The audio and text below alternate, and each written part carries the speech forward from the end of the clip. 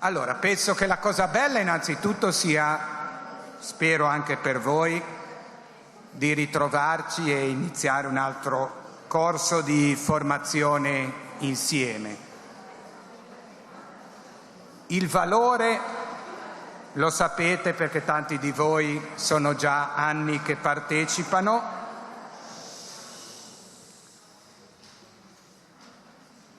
Naturalmente, soprattutto in questo primo appuntamento che siamo all'inizio dell'anno scolastico, mi auguro anche che ci sia un certo desiderio di mettersi in gioco, di chiedersi anche il significato e il senso di riniziare un nuovo anno. Ecco. Non è mai scontato, penso, farci questa domanda, no? Anche nel volantino del nostro incontro all'inizio c'è 2 o 3 righe di un brano di Italo Calvino e la prima domanda è: che senso ha il vostro costruire? Noi potremmo dire: che senso ha il nostro insegnare?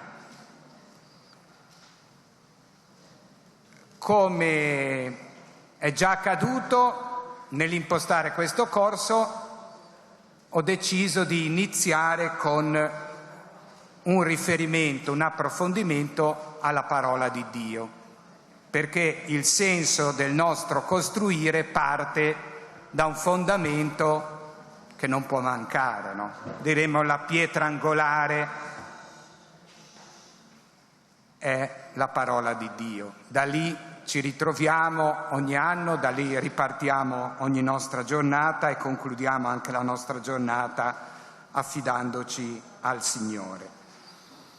Sono contento che è venuta con noi Suor Elena Bosetti, che è una suora pastorella, è una biblista e ha una lunga esperienza di insegnamento, di incontri, conferenze, attività in Italia e in diverse parti del mondo, per cui l'abbiamo bloccata prima della sua partenza per la Corea, quindi siamo contenti anche che oggi ci dedichi la sua competenza, ma soprattutto anche la sua passione di poter conoscere e di poter divulgare la parola di Dio.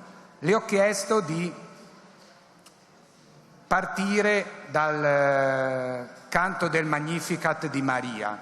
Perché? Uno, perché dà un messaggio di gioia. E mi pare che all'inizio di un anno scolastico o c'è la gioia oppure già iniziamo un po' con difficoltà. Secondo, perché non solo Maria, ma in generale le protagoniste di questo brano di Vangelo sono delle donne, considerando che la quasi totalità dei partecipanti sono donne, facciamo un omaggio anche alle donne fatto da una donna, quindi questo ha ancora maggior valore. Chiedo quindi a Suor Elena di aiutarci a scoprire la bellezza del Vangelo, in particolare del Magnificat, e poi avremo anche l'occasione di confrontarci insieme. Grazie e buon ascolto.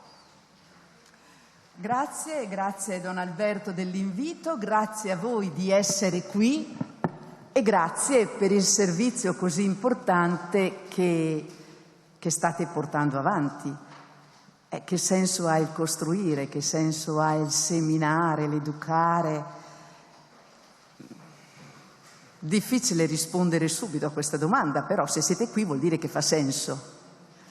E che se siete qui è perché non è semplicemente in cerca di un lavoro, ma come investire anche le energie, i doni, i talenti che il Signore vi ha dato in funzione della crescita delle nuove generazioni. Il tema che mi è stato affidato, la bellezza e l'attualità del Magnificat, mi sembra davvero intrigante perché diversi sono gli aspetti. Anzitutto E il Magnificat è una perla poetica, è una perla che noi siamo abituati a cantare. E forse ci è così familiare, perché lo preghiamo ai Vespri, chi è abituato a pregare i Vespri tutte le sere, preghiamo il Magnificat, che rischiamo di non cogliere tutta la bellezza anche poetica di questa perla. Però attenti che questa perla brilla dentro un incontro. Se io ho una bella medaglia, c'è bisogno di una catenina o di una spilla per tenerla. E così il Magnificat, c'è una catena narrativa nel Vangelo di Luca. Noi, il fatto che preghiamo il Magnificat senza ricordare tutto l'incontro, ci dice che questo inno vuol come far rallentare la scena in chiave contemplativa, in chiave orante, ma non dimentichiamo che sboccia nell'incontro di due donne che rendono manifesta proprio nella visita un'altra visita, la visita di Dio al suo popolo, come canterà un uomo, Zaccaria, nel suo cantico: benedetto il Signore Dio di Israele, perché ha visitato e redento il suo popolo. Nell'incontro di Maria con Elisabetta si attua questa visita percepita dai bimbi che portano in grembo.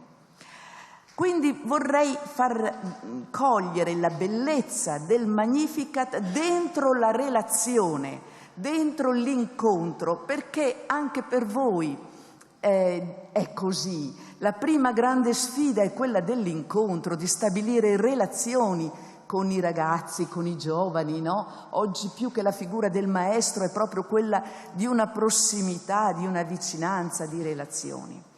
Poi diceva bene Don Alberto, quando uno canta, quando Maria canta il Magnificat, ovviamente è piena di gioia, se può dire esulta il mio spirito, esulta chi è pieno di gioia, quindi è un canto di gioia, ma è anche un canto che noi possiamo comprendere dentro la storia di un popolo e in collegamento con altre donne che hanno cantato piene di gioia, perché il Magnificat è come tessuto da un filo d'oro, il filo d'oro della misericordia che in ebraico richiama il grembo materno, e che nel Magnificat troviamo per 2 volte, di generazione in generazione la sua misericordia si estende. E poi si è ricordato di Abramo e della sua misericordia promessa ad Abramo. E anche nel Benedictus, quando Zaccaria parla, non solo riprende la parola ma canta, nel suo cantico ritroviamo questo filo d'oro della misericordia, tema molto caro a Papa Francesco. Abbiamo celebrato il Giubileo della misericordia, ma che direi è un tema fondamentale per la Bibbia.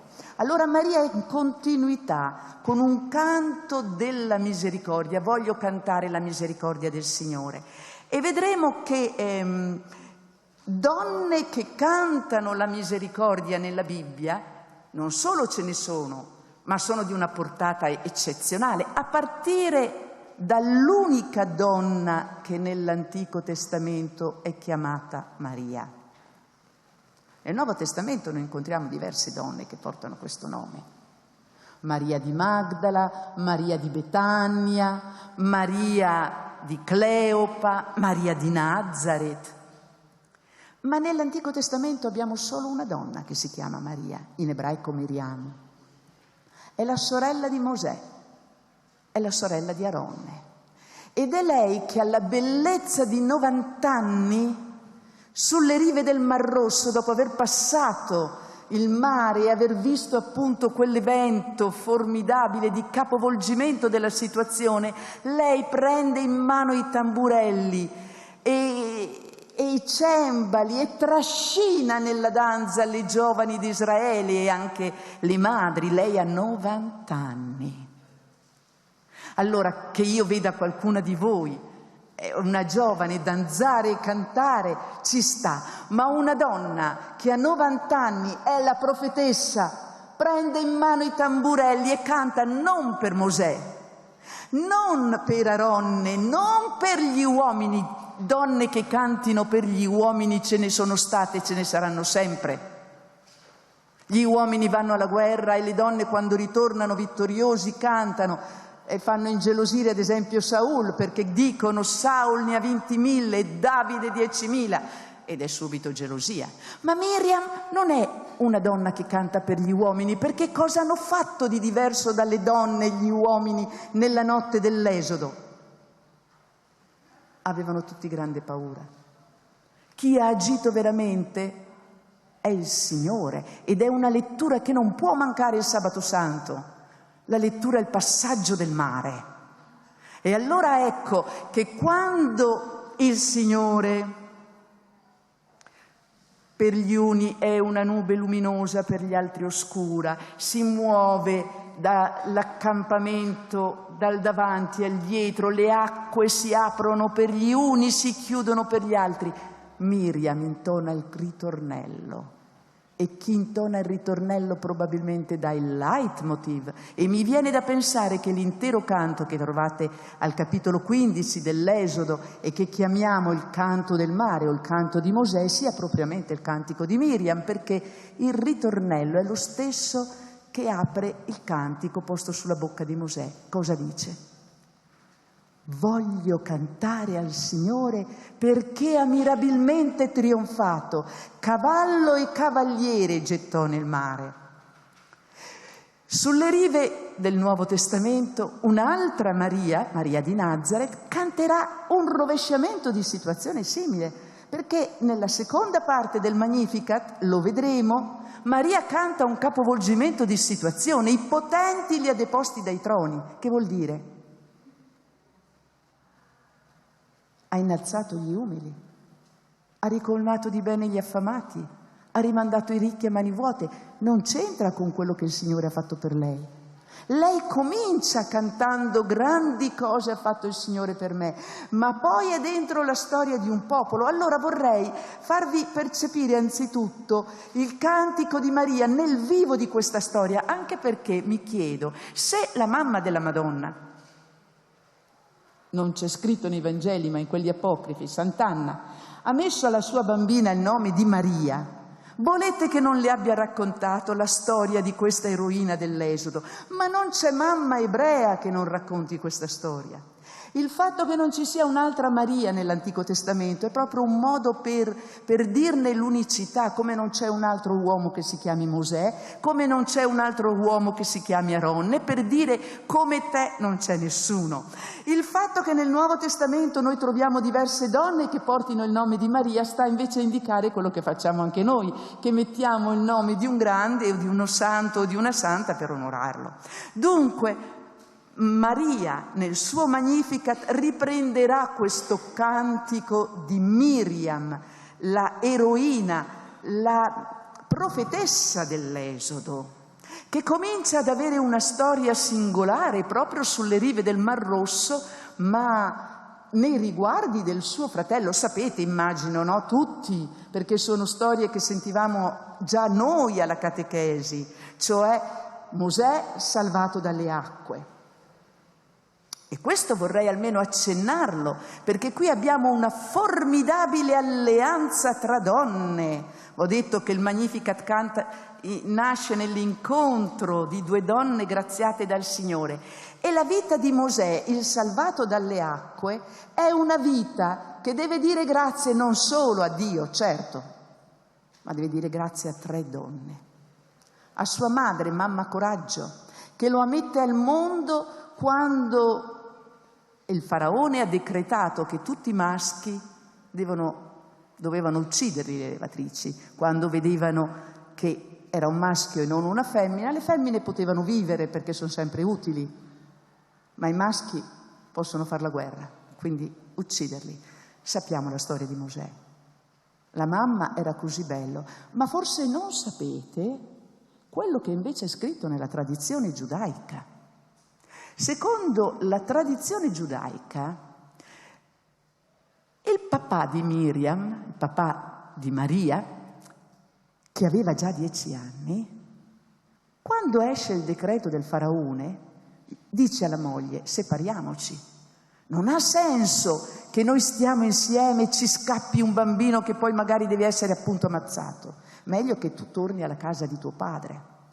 Allora Maria disse al papà: no papà, non fare questo, perché tutte le famiglie di Israele sarebbero scoraggiate. Loro erano della tribù di Levi, quindi una tribù prestigiosa, legata appunto alla dimensione sacerdotale. E non farlo papà, ho avuto una visione, un sogno, e ho sentito una voce, una luce: nascerà un bambino che salverà il mio popolo, Israele. Allora il papà gli diede un bacio sulla fronte: accada così, figlia mia. Ed ecco che la madre resta incinta, ed è proprio un bambino che nasce, ed è bellissimo. E la mamma non ha il coraggio di farlo uccidere. Lo tiene nascosto per 3 mesi. Ma come si fa a tenere nascosto un bambino vivo?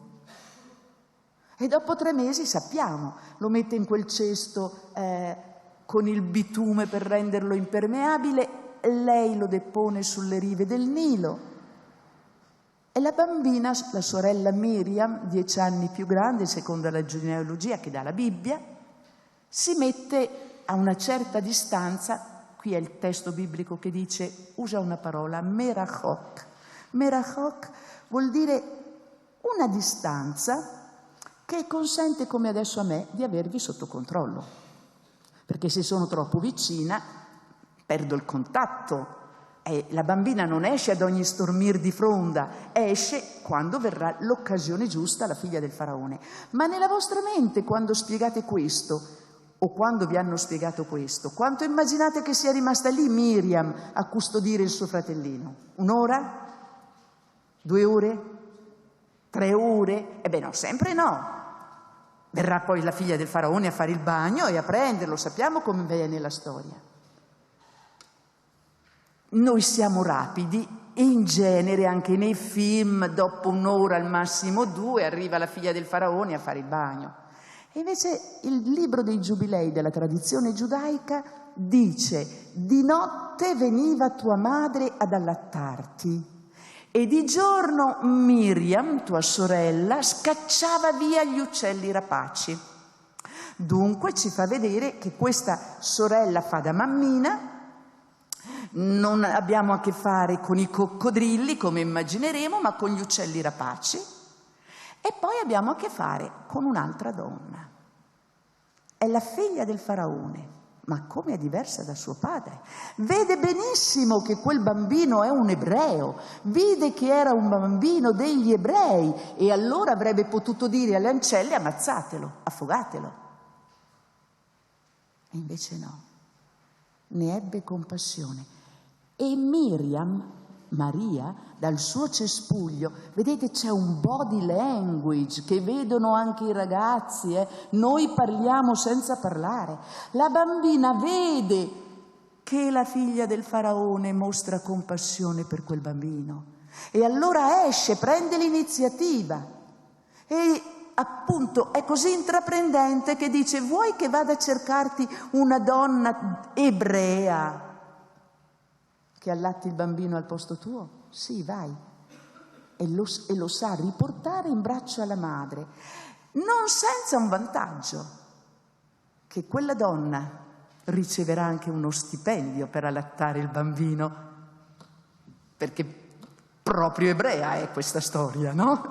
Riceverà anche lo stipendio. Quello che qui volevo dirvi è una storia non solo di incontro tra donne, ma di alleanza tra donne. Cosa accade quando le donne si alleano? Io ho avuto la grazia di studiare in Israele, adesso c'è una stoffa immensa che stanno facendo donne musulmane, cristiane, ebrei, proprio a favore della pace. Quando le donne si alleano a favore della vita, viene il miracolo. Mosè, il salvato dalle acque, così si chiamerà. Così lo chiamerà la figlia del faraone, ma salvato grazie a chi? A sua madre, a sua sorella. alla figlia del faraone che non è come suo padre. Quindi attenti, insegniamolo anche ai ragazzi a non mettere etichette. Il faraone ha potremmo dire, la contestazione già in casa sua. Sua figlia non è come lui. Sua figlia ha compassione dei potenziali nemici, gli ebrei, e adotta un ebreo. Allora potremmo dire questa sorella ha già realizzato metà profezia, metà, perché aveva udito: nascerà un bambino che salverà il mio popolo Israele. Se il bambino fosse stato ucciso non se ne parla più. E invece il papà, quando il bambino è stato messo sulla riva del Nilo, diede uno schiaffetto a Miriam e le disse: figlia, dov'è la tua profezia?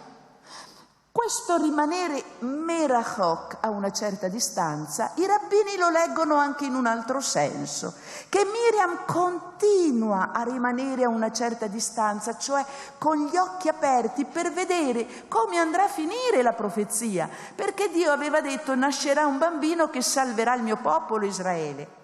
Ora, non racconto tutta la storia di Mosè, 40 anni li passa alla corte del faraone come figlio adottivo della figlia del faraone. Poi sappiamo che dopo aver ucciso un egiziano che opprimeva un ebreo, il giorno dopo si sente dire da un ebreo che litigava con un altro ebreo e che Mosè vorrebbe separare e rendere solidali gli oppressi. Pensi di fare con noi quello che hai fatto con l'egiziano? Mosè deve scappare, si sente riconosciuto e dalle stelle andrà letteralmente alle stalle, perché comincerà a fare il pastore in casa di Ietro, pastore e sacerdote. Dopo 40 anni di vita pastorale giunge al monte di Dio, un Moshe Hayaroè, e Mosè, facendo il pastore, giunse al monte di Dio, l'Oreb, alla bellezza di 80 anni. Le strade nella Bibbia non le aprono sempre i giovani, ma gli anziani. Se Mosè ne ha 80, Miriam ne ha 90. Ed ecco che è precisamente sulla riva del Mar Rosso, quando Mosè, il salvato dalle acque, diventa colui che fa passare il popolo all'asciutto tra le acque, cioè salverà il suo popolo attraverso le acque. Il salvato dalle acque, attraverso ovviamente l'azione di Dio, ma Dio si serve di lui per salvare Israele dalle acque. Voglio cantare al Signore, allora dice Miriam, sciogliendo ormai tutta la forza della sua profezia, la profetessa dell'Esodo. Ora si compie quello che il Signore ha annunciato. Il Signore rovescia le situazioni. Come posso andare dal faraone? Come presentarmi? Chi sono io? Io non so neppure parlare. Ti manderò Aronne che sarà la tua bocca. E quando si vedono con il mare davanti agli occhi e la cavalleria del faraone alle spalle e si sentono presi in una morsa, perché ci hai fatti uscire dall'Egitto? Non abbiate paura, continuate a credere, dice Mosè. Ora è il canto di liberazione, è il canto di vittoria. Non c'è Pasqua senza questo canto. Per gli ebrei e anche per noi, il Sabato Santo, cantiamo questo. Voglio cantare al Signore perché ha mirabilmente trionfato. Miriam si fa ermeneuta danzante dell'evento, perché vedete, non basta l'evento, occorre l'interpretazione dell'evento, e Miriam è profetessa che interpreta, che dà senso, è il Signore che ha trionfato. E noi capiamo qui che non è che Dio ha in odio gli egiziani, no, ma Dio si schiera, sì, non è vero che Dio sta con tutti. Dio sta con gli oppressi contro l'oppressore, non perché non ami l'oppressore, ma perché deve far capire all'oppressore quanto si sta male ad essere oppressi.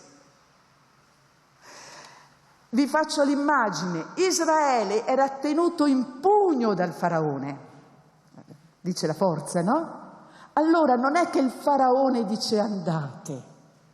Mosè, con quelle che chiamiamo le piaghe d'Egitto, sono azioni di forza che deve far aprire il pugno.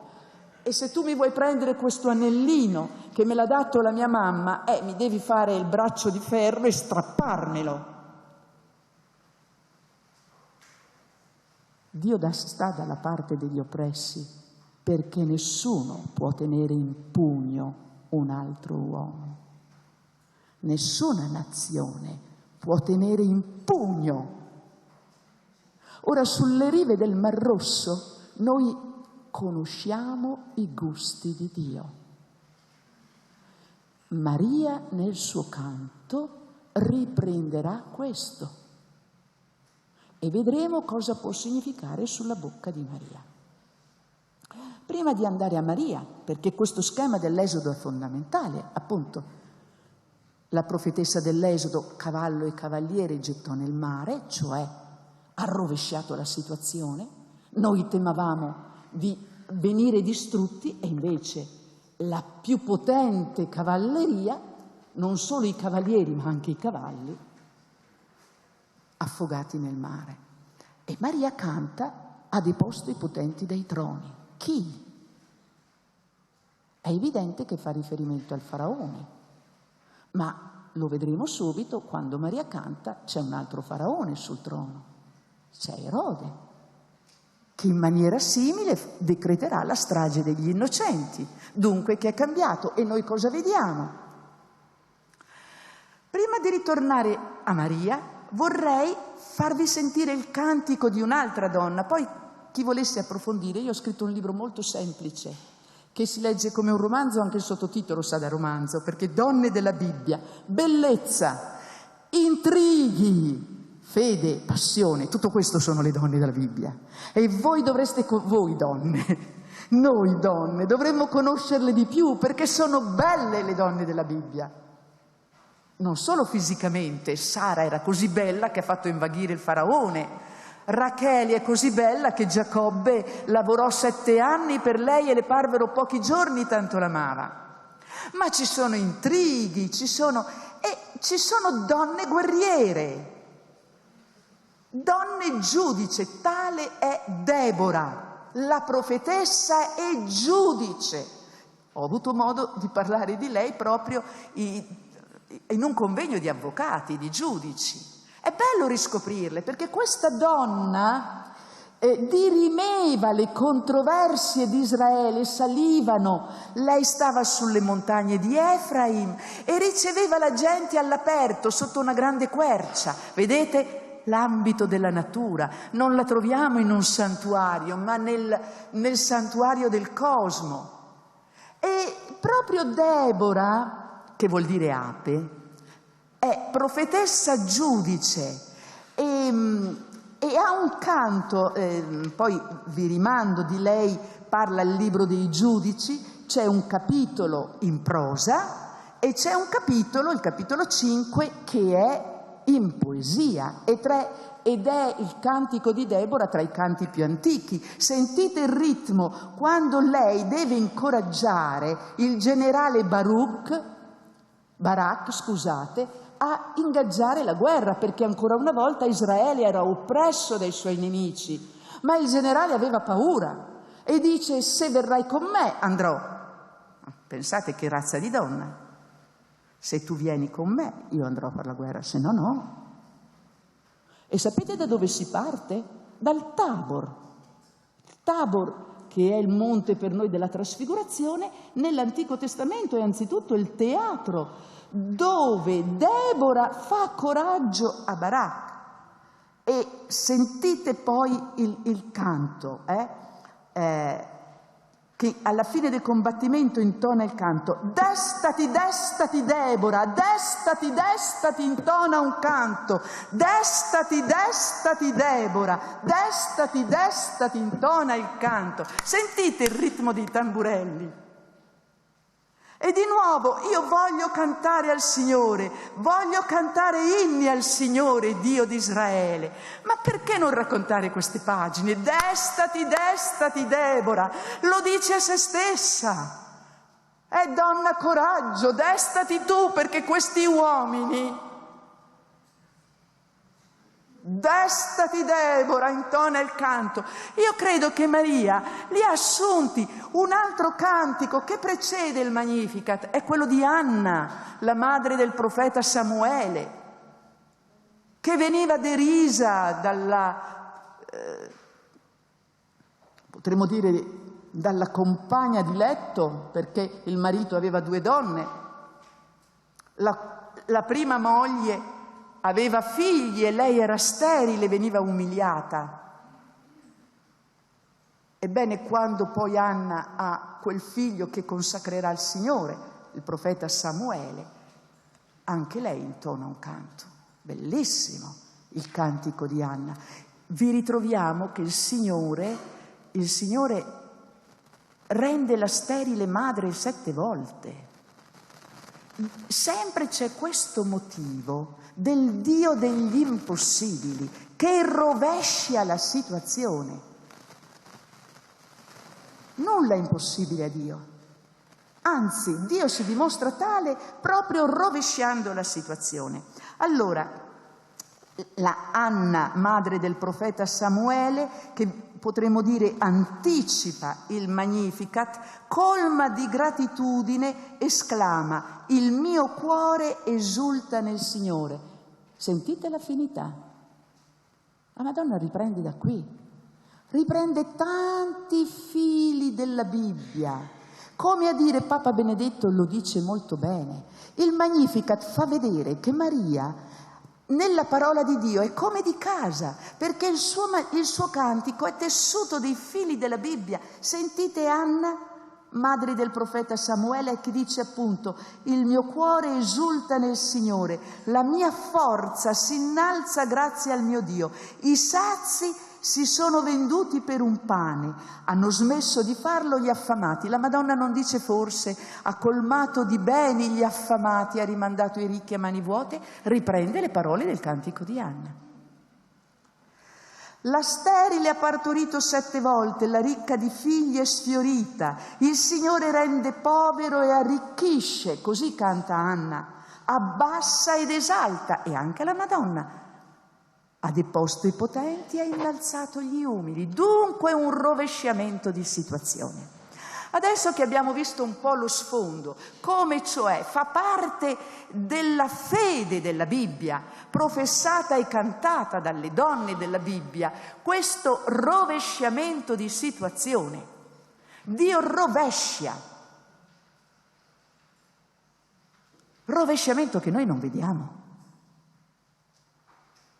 Perché non tutti i giorni Dio viene a fare quello che Maria canta nel Magnificat e quello che canta la profetessa Anna, però lo vedremo, noi sapremo come va a finire la storia, perché ci è stata data un'anticipazione e leggeremo il Magnificat su questo sfondo. Allora, adesso che abbiamo fatto il contesto, entriamo nella storia di queste 2 donne del Nuovo Testamento, di Maria di Nazareth, la quale, siamo in Luca a questo punto, al capitolo 1 di Luca, sappiamo come l'angelo del Signore, lo stesso angelo, Gabriele, comincia con una bella notizia nel Tempio di Gerusalemme, a un uomo. L'angelo va anzitutto da un uomo, il sacerdote, nell'esercizio della sua funzione sacerdotale, quando entra a portare l'incenso nel Santo dei Santi. Quindi più solenne il momento non poteva essere. 6 mesi dopo va in una cittadina di periferia, nella Galilea dei pagani. Che cosa è Nazareth rispetto a Gerusalemme? Niente. Eppure Nazareth, sembra dirci Luca, è più importante di Gerusalemme. Eppure cos'è una ragazza non ancora sposata rispetto a un uomo sacerdote? Niente.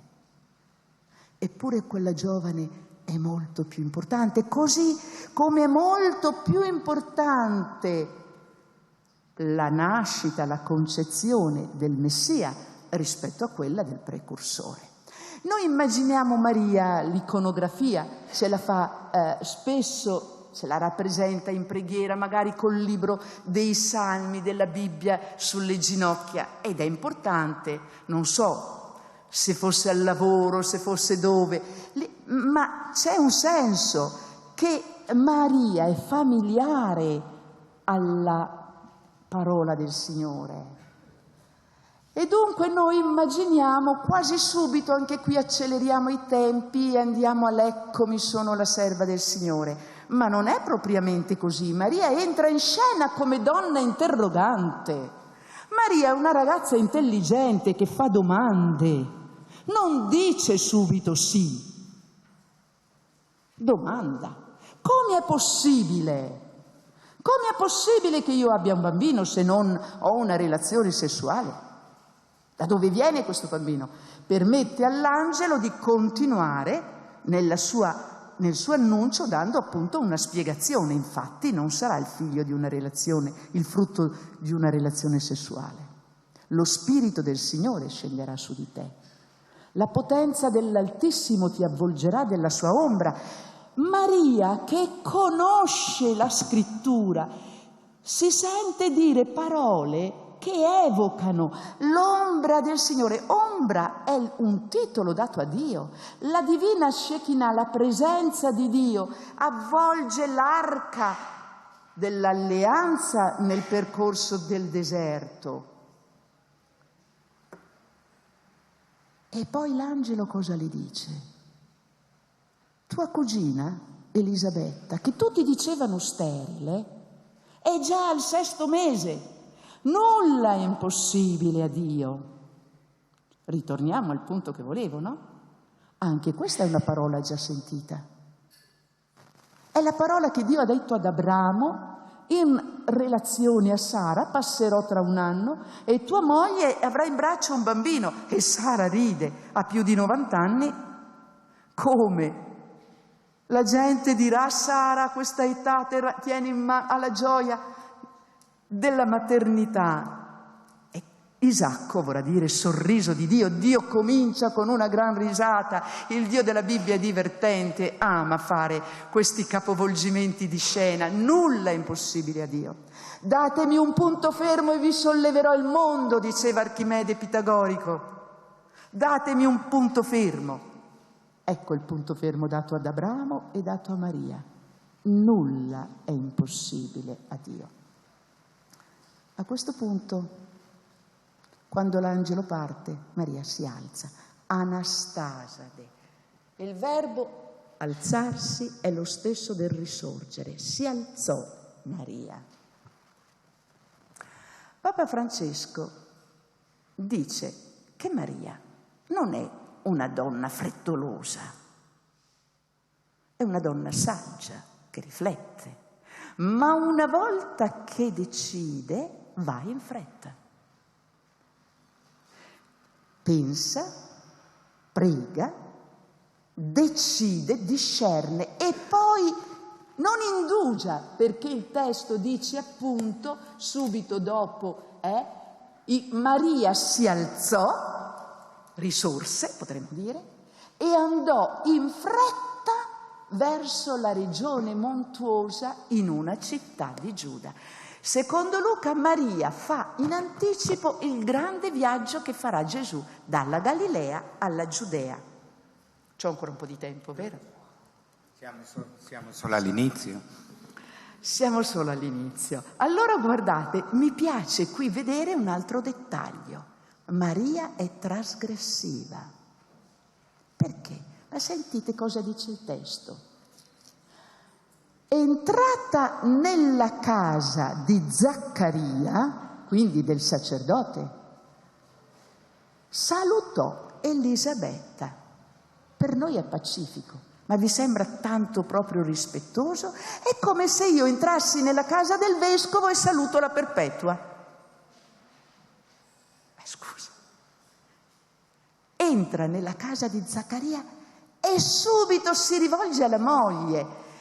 Il fatto che Luca dica questo ce la fa vedere come una ragazza che non fa tutto il cerimoniale dovuto, si rivolge subito alla cugina, perché Maria è una donna che, come Abramo, cammina sulla base dei segni. La fede non è visione, la fede avanza nei segni, quindi l'angelo le ha dato un segno: tua cugina è già al 6° mese. E sapete che cosa dice il testo? Che Elisabetta, quando Zaccaria torna a casa, concepisce, si tenne nascosta per 5 mesi. È subito detto prima. Allora, una volta ho detto ai miei studenti alla Gregoriana: secondo voi perché Elisabetta si tiene nascosta per 5 mesi? Risposta: per la vergogna di essere rimasta incinta da vecchia. Scusa, che ho detto, ma tu le hai mai guardate le donne incinte? Se fosse stato per la vergogna, si sarebbe tenuta nascosta dal 6° mese in poi, no? Quando si incomincia veramente a vedere. E invece la Madonna non la trova nascosta, entra in casa e saluta Elisabetta. Invece sentite cosa dice il testo prima. Ecco, il testo dice che compiuti i giorni del suo servizio, Zaccaria tornò a casa. Dopo quei giorni Elisabetta, sua moglie, concepì e si tenne nascosta per 5 mesi. Maria arriva al 6° mese e non è nascosta Elisabetta. Perché si tiene nascosta?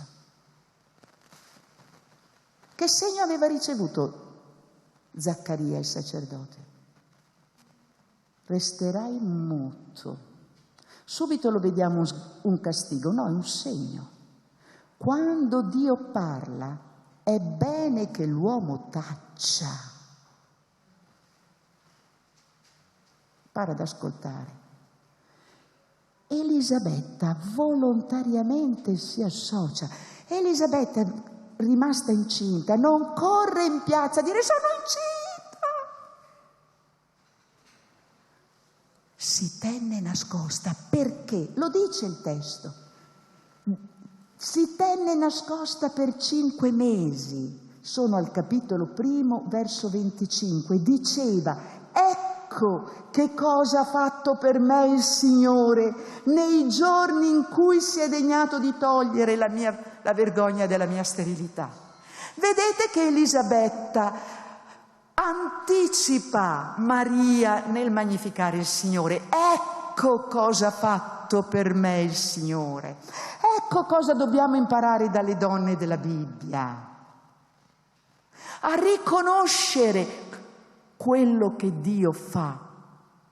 Maria canterà: grandi cose ha fatto per me il Signore. Ed Elisabetta lo fa prima, per 5 mesi. Quel nascondimento è come un interiorizzare la parola, un benedire, un ringraziare. Non si tiene nascosta per la vergogna, ma proprio per la gioia di essere stata liberata dalla vergogna e per non banalizzare la grazia ricevuta, ma per custodirla e benedirla. Allora per 5 mesi la vediamo associata al silenzio del marito, che è un silenzio benedicente, magnificante. Quando Maria entra nella casa la trova, perché deve poter vedere quello che l'angelo le ha detto. E al 6° mese Maria vede che Elisabetta porta in grembo un bambino. Ma come fa Elisabetta a sapere che anche la Madonna è incinta?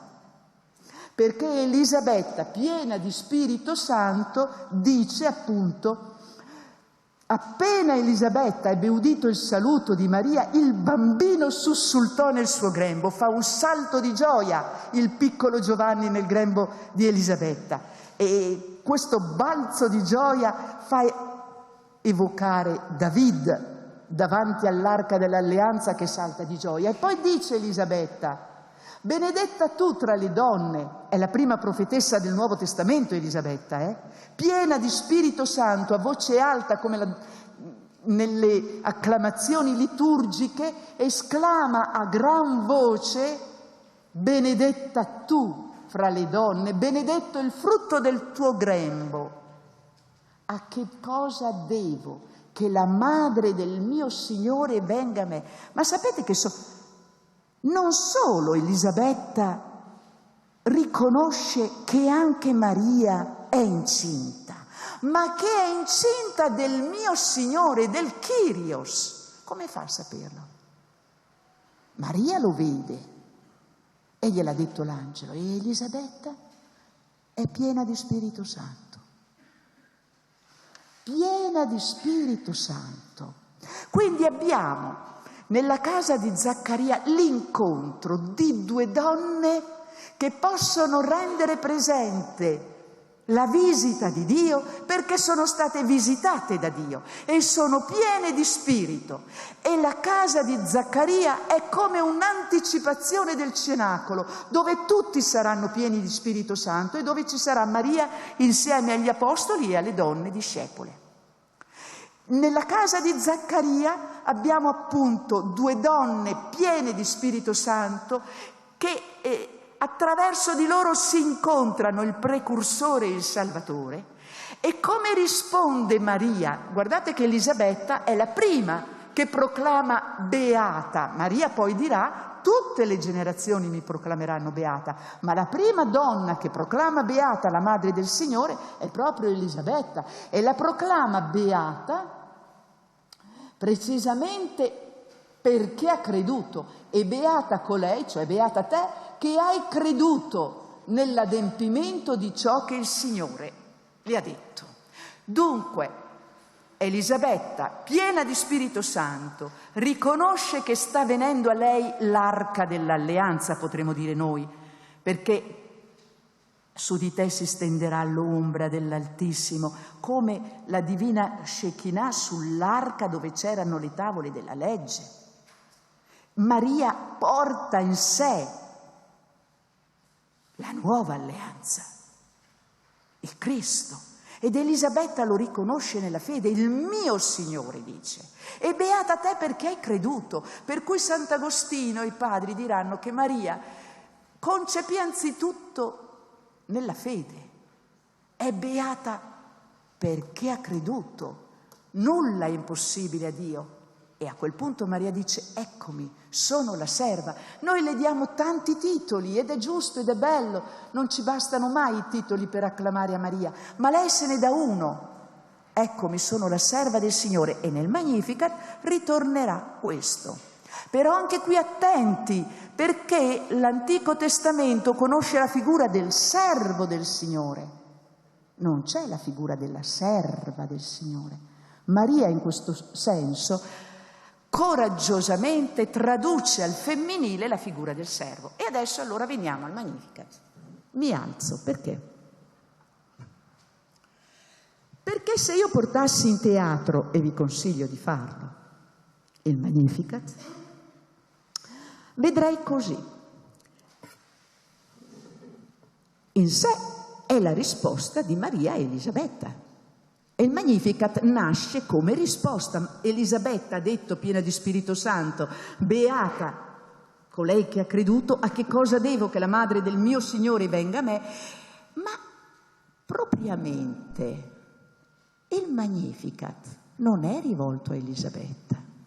È come se Elisabetta, Zaccaria e gli altri vicini scomparissero dalla scena e Maria la vedo tutta protesa in alto verso il Signore, perché dice: l'anima mia, non dice grazie Elisabetta, è così Elisabetta, ma risponde: l'anima mia fa grande il Signore e il mio spirito esulta. Dunque, se esulta, siamo su. Quando noi esultiamo siamo su di giri, no? Non siamo depressi. Esulta. Perché? Perché esulta? È una risposta. Esulta oti, in greco, oti e peblepsen epiten tapeinos in tes dules autu. Perché l'anima mia fa grande il Signore? Perché ha guardato giù alla bassezza della sua serva. Vedete che meraviglia?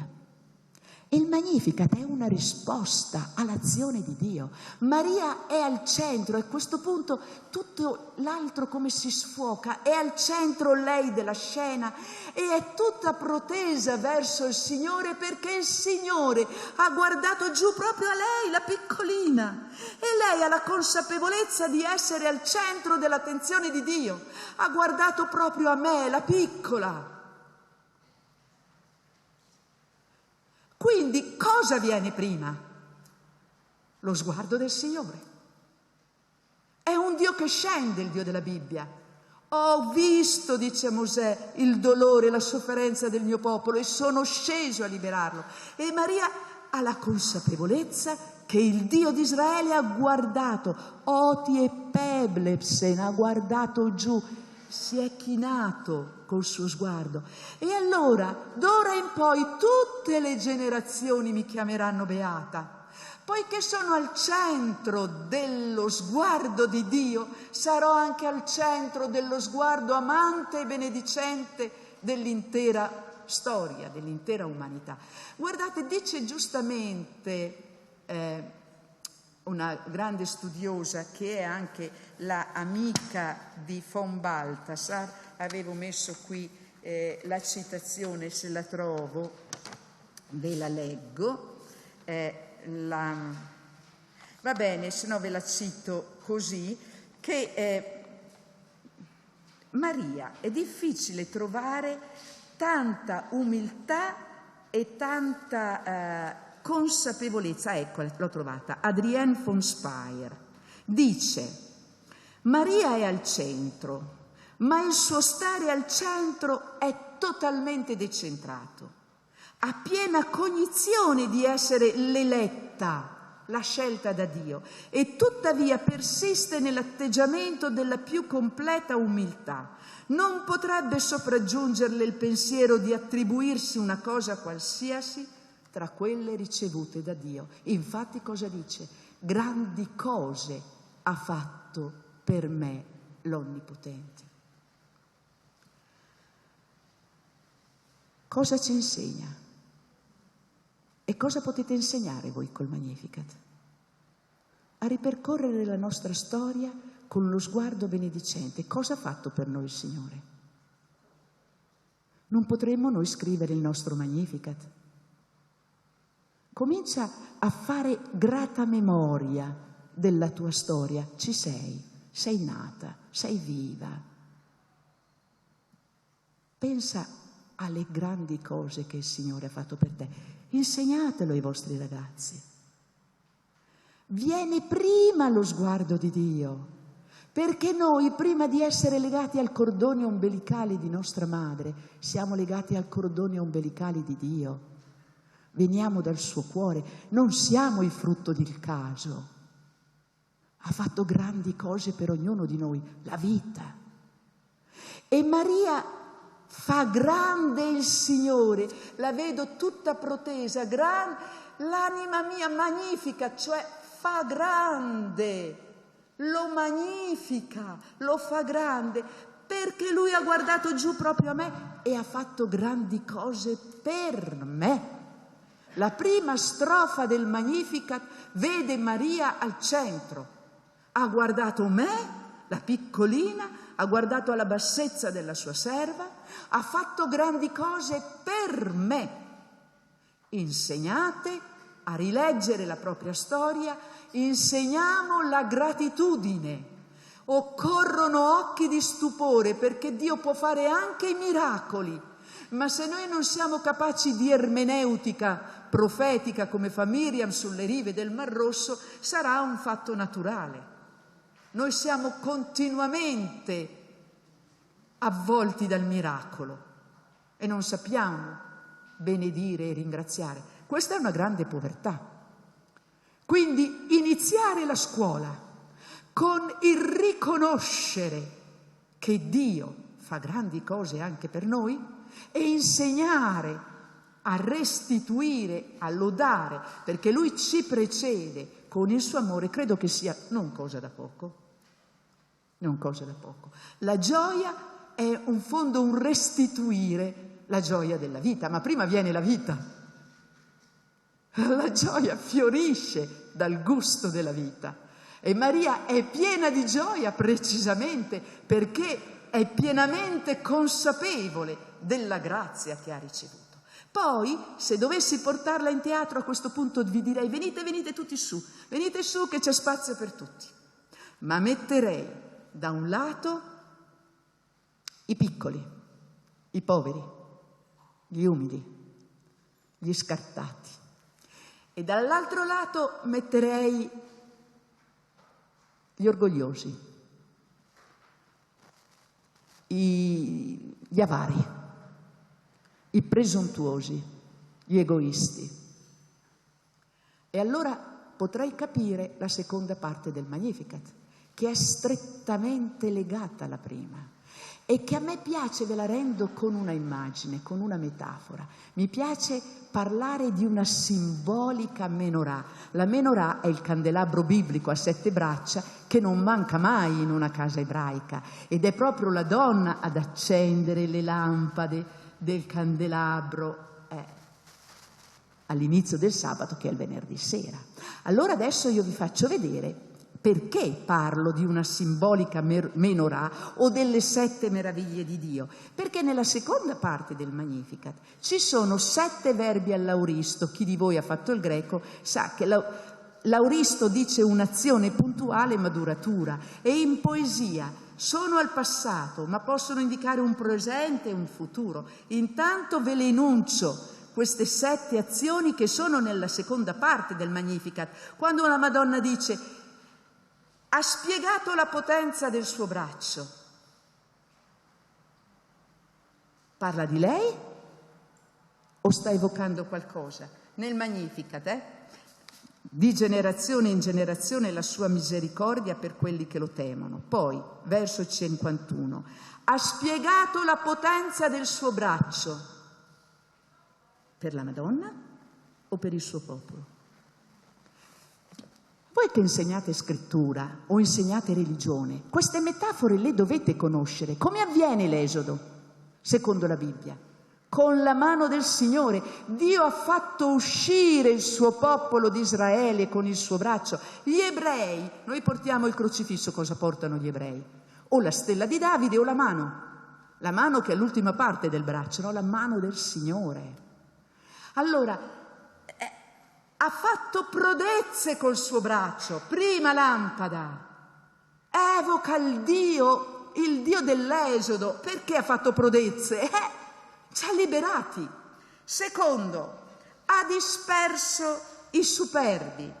Terzo, ha deposto i potenti. Quarto, ha esaltato gli umili. 5, ha colmato di beni gli affamati. 6, ha rimandato vuoti i ricchi. 7, ha soccorso Israele, il suo servo. 7 nella Bibbia è segno di pienezza, di totalità. Perciò mi piace parlare di una simbolica menorah, di un candelabro a 7 braccia, no? 7 lampade che potete accendere, o se volete le 7 meraviglie del Signore, e ci riconducono proprio lì sulle rive dell'Esodo. Cosa vuol dire ha deposto i potenti dai troni? Santa Maria, dai, rispondimi, gli direi alla Madonna, ma che vuol dire ha deposto i potenti dai troni? Ha deposto il faraone, certo, ha deposto cavallo e cavaliere, ha innalzato gli umili. Chi sono? Israele, che è passato all'asciutto e che credeva di morire. Ma al tempo in cui Maria canta il Magnificat c'è un altro potente sul trono, c'è Erode, e lei stessa, stando a Matteo, dovrà sperimentare la fuga in Egitto, l'uccisione degli innocenti. Allora che vuol dire Maria ha deposto i potenti dai troni? Canti un già, quello che Dio ha fatto una volta, canti un non ancora. Voi mi potete dire: ma Suor Elena, il Magnificat lo ha scritto Luca. Certo che lo ha scritto Luca, ma perché quando Luca scriveva il Vangelo non c'era forse un altro prepotente sul trono? Erano tempi così pacifici per i cristiani? E noi che cosa vediamo? Non vediamo forse che il mondo lo governano ancora prepotenti, arroganti? Quindi cosa vuol dire Maria? Allora, proviamo a leggerlo. Questi 7 verbi che da un lato richiamano il passato, quindi questo far venire tutti i piccoli, tutti i poveri sul teatro della storia, per dire i poveri, i piccoli, sono quelli che sperimentano la grande misericordia. Ha innalzato gli umili, ha ricolmato di beni gli affamati, ha soccorso Israele suo servo, mentre ha deposto i potenti, ha disperso i superbi. Vedete che c'è un giudizio, esattamente come sulle rive del Mar Rosso? Maria si autocomprende dentro la storia degli Anawim, dei poveri, dei piccoli che si fidano del Signore, che credono che Dio può rovesciare la storia. La mia domanda è: ma Santa Maria, quando stai cantando nel tuo Magnificat il passato, la storia salvifica del tuo popolo, perché il presente io non lo ritrovo nel Magnificat? E lei mi potrebbe rispondere: un momento, vieni sotto la croce di mio figlio. Chi è il povero innalzato? Non è forse lui? Sotto la croce c'è un crocifisso, è lì. Venerdì Santo. Chi sembrava il vittorioso? Pilato, Caifa, i sommi sacerdoti che sotto la croce dicevano: catabato non, scendi ora, scendi adesso e crederemo. Ma 3 giorni dopo, chi è il povero innalzato? Non è forse per noi cristiani? Non sta cantando Maria un altro esodo, il grande esodo, dove l'umile innalzato è proprio il crocifisso? E non è che Dio lì ha fatto il grande rovesciamento della storia? Che ne sarebbe di Ponzio Pilato? Noi lo ricordiamo ancora proprio per dire: patì sotto Ponzio Pilato, ma altrimenti che sarebbe di Ponzio Pilato? Che ne è di Caifa? Che ne è di Anna? Ma Cristo segna il prima e il dopo. Allora, da un lato il Magnificat canta un già. Grandi cose ha fatto per me il Signore. Grandi cose ha fatto il Signore per il suo popolo. Io sono dentro questa storia di poveri, di piccoli, di umili che continuano a sperimentare la grande misericordia, il grembo materno di Dio. Dall'altro il Magnificat canta il non ancora, quello che noi non vediamo ma crediamo, perché io credo che Dio farà giustizia, io credo che gli umili saranno innalzati, io credo che finalmente i poveri saranno beati. E sembra, scusate, rimbomba troppo, vero? Devo stare. E io posso credere con fondamento come andrà a finire la storia, perché Dio me ne ha dato un'anticipazione. Io non posso pretendere che Dio scenda ad ogni combattimento per stare da che parte sta Dio. Sulle rive del Mar Rosso lo abbiamo visto. Il giorno dopo Pasqua lo abbiamo visto. Noi crediamo in quello che Maria di Magdala va a dire agli apostoli: ho visto il Signore. Dio non è a gettoniera, non è schiaccio il bottone e viene fuori la tazzina del caffè, ma 3 giorni dopo il crocifisso, il fallito, l'impotente, colui scendi ora e non scende, 3 giorni dopo è il glorioso, è il vivente. E così noi crediamo che accadrà. Allora, vedete che a questo punto il Magnificat diventa anche il canto della fede. E mi piace che la Chiesa ce lo faccia pregare ai Vespri. Perché il Vespro è quando ormai andiamo incontro, cala il sole, l'occaso, andiamo incontro al buio. alla notte. Ed è come se la Chiesa ci dicesse: bene, noi attraversiamo la notte, noi Chiesa, noi credenti, la vogliamo attraversare con i sentimenti di Maria, che sono di gratitudine e che sono di fede, perché Elisabetta le ha detto: beata te che hai creduto. Dunque il Magnificat è il canto della fede, di colei che crede che Dio rovescia la situazione, esattamente come sulle rive del Mar Rosso canta Miriam. E noi, cantando il Magnificat la sera, ci apprestiamo ad attraversare il buio, che può essere, sì, quello che si fa sera, ma può esserci anche un buio interno, il buio della fede, il buio della prova, il buio del silenzio di Dio. Lo attraversiamo coi sentimenti di Maria, la quale ci dice: ciò che tarda verrà. Noi sappiamo come andrà a finire la storia, perché conosciamo già i gusti di Dio. Dio ce ne ha dato un'anticipazione nell'esodo di Israele dall'Egitto, nell'esodo di Gesù dalla morte alla vita. E su questa fede Israele continua a sperare che Dio fa giustizia. Non quando lo vorremmo noi, perché la giustizia di Dio non è la nostra. La giustizia di Dio è misericordia ed è salvezza. E la Chiesa crede che Lui è la primizia, che quello che è accaduto a Lui accadrà anche a noi, e che quindi venite su, poveri della terra. E ai potenti, agli orgogliosi, qual è la bella notizia? Cosa significa evangelizzare col Magnificat? Significa che occorre fare breccia, lasciarsi evangelizzare da questo Dio degli impossibili, da questo Dio che appunto ama giocare e capovolgere le parti. Allora mi piace finire così. Maria la piccolina, l'umile, che è cosciente di essere piccola, ma di essere amata da sempre e per sempre, scelta.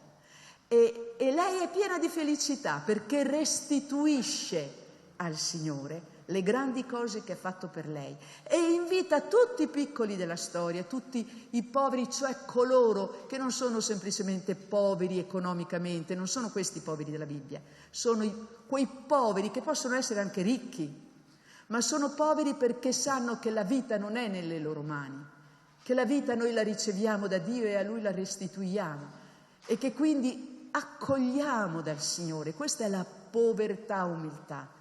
E Maria allora invita tutta questa popolazione a cui speriamo di appartenere a unirsi al suo canto, a cantare anche noi le grandi cose che il Signore ha fatto e continua a fare.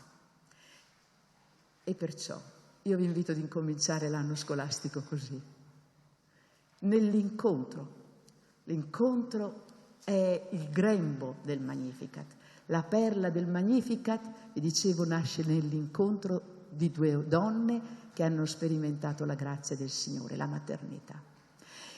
E insegnare a rileggere la storia scoprendo le cose grandi, le cose che il Signore ha fatto per noi, a farne grata memoria e a guardare avanti, perché il Magnificat da un lato è il canto della gratitudine, grandi cose ha fatto per me il Signore, dall'altro è il canto della fede e della speranza. Così accadrà. Grazie.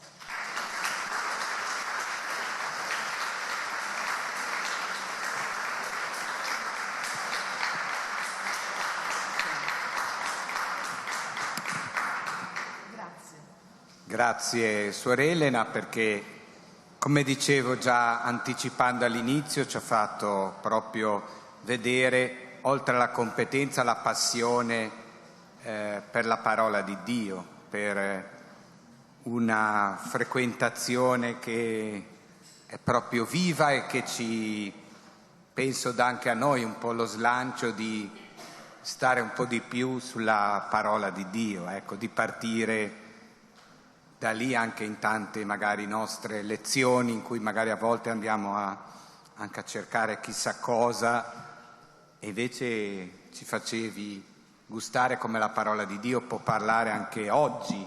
Sì. Destati, destati Deborah, Destati, destati. Dobbiamo dircelo dentro di noi. Destati Deborah che sei in me. Destati Miriam che sei in me. È vero, se a 90 anni ha preso i tamburelli, anche noi dobbiamo ritrovare slancio e passione, se no non incantiamo nessuno. Come può essere credibile una fede che non è gioiosa? Che dici te? Certo, per cui ti vorrei chiedere proprio un po' su questo filone anche che dicevi, qualche, tra virgolette, consiglio, anche se capisco è sempre difficile, per avvicinare anche i ragazzi, gli alunni anche più piccoli e più grandi, anche alla bellezza della parola di Dio. Ecco, come possiamo un po' introdurli? Forse una chiave, dici tu, è che la storia di quelle persone è un po' anche la nostra, no? Ecco, questo potrebbe forse essere, magari ai altri, data anche dai tuoi tanti anni di insegnamento in cui hai incontrato anche tante persone che poi a loro volta hanno insegnato, no? Per cui sicuramente hai donato anche loro alcune perle che a loro volta hanno portato a tanti giovani, a tanti ragazzi. Ecco, quale può essere un po' qualche consiglio rispetto a un approccio sulla parola di Dio? Beh, la prima cosa che mi viene da dire è che la grande sfida di un educatore e di un'educatrice oggi è quello di svegliare lo stupore, perché non ci meravigliamo più di nulla. Qui abbiamo delle donne che hanno occhi capaci di vedere il bisogno, nel caso di Miriam, sulle rive del Mar Rosso, di intuire lo sguardo. È questione di sguardi, è questione di sguardi.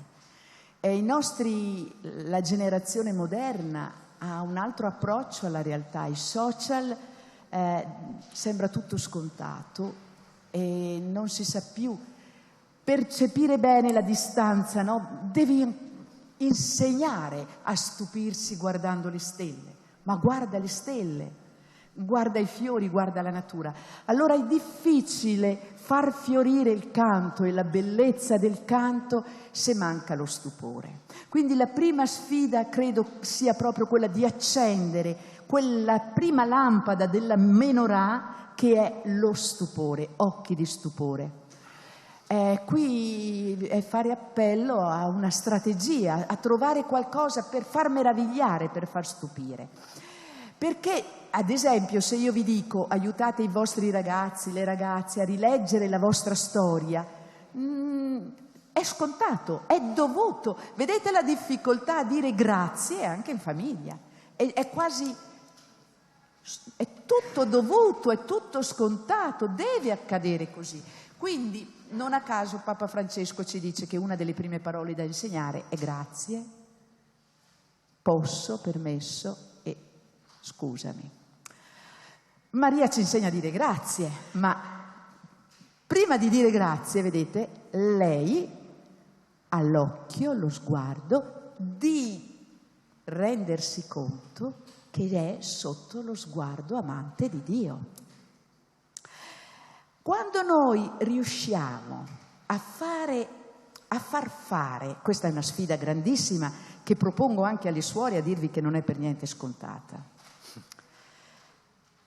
a rovesciare la prospettiva e vedere che io sono l'oggetto, meglio il soggetto dell'innamoramento di Dio. Grandi cose ha fatto per me, è innamorato di me. Sì, Dio si è innamorato di Maria, ma si innamora di ciascuno di noi. Mi è capitato di dire questo, posso dirvelo, in un dialogo con uno che si ritiene non credente, Vittorino Andreolli, e io poi dico fossi credente come te, ma quella è un'altra questione, no? Lui si ritiene non credente e noi lo dobbiamo rispettare. Allora io ho fatto questa sfida. Supponiamo che tu credi che esiste Dio, supponiamolo. Se credi che Dio esiste, è logico desiderarlo, vero? Cioè, se tu credi che c'è Dio e che Dio è il sommo bene, allora è abbastanza scontato che io dica come il salmista: l'anima mia ha sete di Dio, quando vedrò il tuo volto. Che io dica la mia anima ha sete di Dio, se credo in Dio, mi sembra la cosa più logica. Ma, dicevo ad Andreolli, che Dio abbia desiderio di me, che Dio desideri, come il cantico dei cantici suggerisce, vedere il mio volto, e che Dio dica: fammi sentire la tua voce. Questo fa da brivido, questo non è scontato. È rimasto anche lui senza parole, certo. Eppure noi crediamo questo, che gliel'ha fatto il nostro Dio, vedete, non è solo agape. Ce l'ha detto Papa Benedetto, e dunque fuori sospetto, che Dio è eros. Il nostro Dio è erotico. Chi lo dice mai? Papa Benedetto però nella sua prima enciclica Deus Caritas Est ci ha detto che Dio è eros. Cosa vuol dire? Che Dio è desiderio, che Dio mi desidera. Ma se noi riuscissimo a far capire questo, abbiamo vinto la sfida, perché quel giorno che tu senti che sei l'oggetto del desiderio di Dio, e scusate, chi glielo ha fatto fare a scendere dal cielo? Non cantiamo questo? Tu scendi dalle stelle. Ma non è solo a Natale, già gli ebrei, ho visto il dolore del mio popolo e sono sceso per liberarlo. E perché Gesù è salito sulla croce? Per i miei peccati, piano momento, ma lui ha detto: ho desiderato ardentemente mangiare questa Pasqua con voi, e la Pasqua è il sangue della nuova ed eterna alleanza, il suo donarsi fino alla morte. Ho desiderato.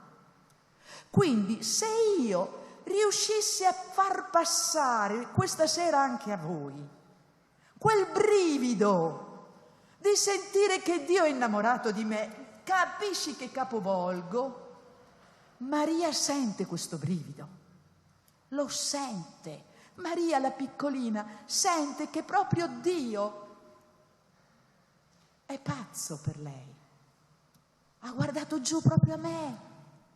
E perché lui guarda a me con tanto amore tutti gli altri. Ma quello che dice Maria non lo posso dire anch'io? Ma non sono anch'io, anche te?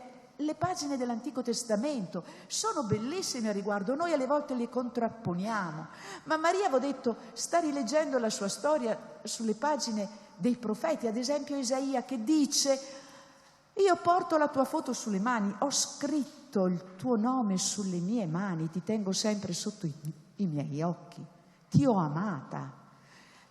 Addirittura la tua terra sarà sposata, non sarà più chiamata devastata, la tua terra avrà uno sposo. Cioè ci sono delle pagine così belle che noi abbiamo paura a crederci, e noi ci priviamo della gioia perché non abbiamo il coraggio di credere che quelle cose sono vere, che veramente il Dio della Bibbia è innamorato di me, di te. Allora nasce il Magnificat. Ma è molto difficile, soprattutto quando noi assistiamo a giovani che così precocemente arrivano anche al suicidio. E quindi al pensare che non ci sia un posto nel mondo dove possano essere felici, arrivare a togliersi la vita, ed è un aumento. E dove noi possiamo scommettere? Io penso,